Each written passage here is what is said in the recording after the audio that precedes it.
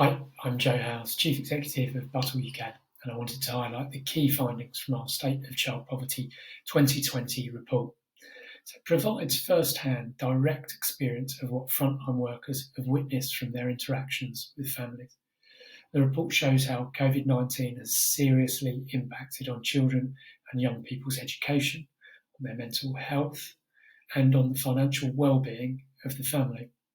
Also sets out some recommendations to tackling these issues. This is the second year of our State of Child Poverty report, last focused on the different adverse childhood experiences, or ACEs, children and young people face. These are family situational factors that impact on children's development and life chances.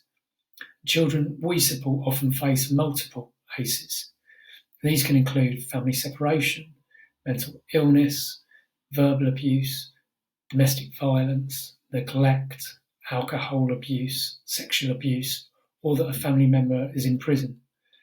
Under COVID-19, frontline workers reported a significant increase in instances of these ACEs, particularly increase in mental health issues by 77%, domestic abuse by 67%, and neglect by 40%. The report also paints a really stark warning for school return. Clearly, all isn't going to be fine for all children returning after the holidays. The report shows 15% of frontline workers have said the children they work with have had absolutely no homeschooling at all since the beginning of lockdown. And significantly, frontline workers said that food poverty impacted children's education the most. And that's quickly followed by a lack of computers, broadband, printers, etc. The digital divide has seriously damaged their education over the last 4 months. Frontline workers have also seen mental health issues and behavioural issues, both increasing dramatically as well over that time. Some children are really going to struggle with a return to school, that is of no doubt. They'll need significant support. And teachers have got an incredibly tough challenge ahead as well. So if you consider the high challenges on one hand, so an increase in ACEs, for example, increase in mental health and behavioural issues, in a normal time, some of that was supported and maybe somewhat balanced out, but not entirely, of course, through school, friendships, home visits from social workers. But without school and with a significant digital divide, the support network has significantly dropped. And with the significant stress on families, particularly financial stress, the home environment can also be a really tough place for a child. And the report says children are ashamed they're going without the basics.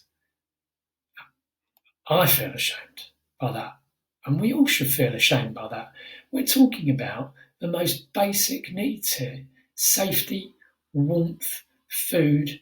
How do you deal with increasing mental health issues when these things aren't even certain in this country for a child? And they should never be ashamed.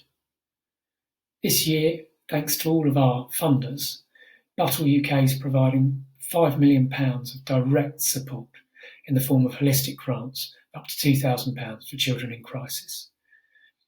But of course, that's not going to cover everything.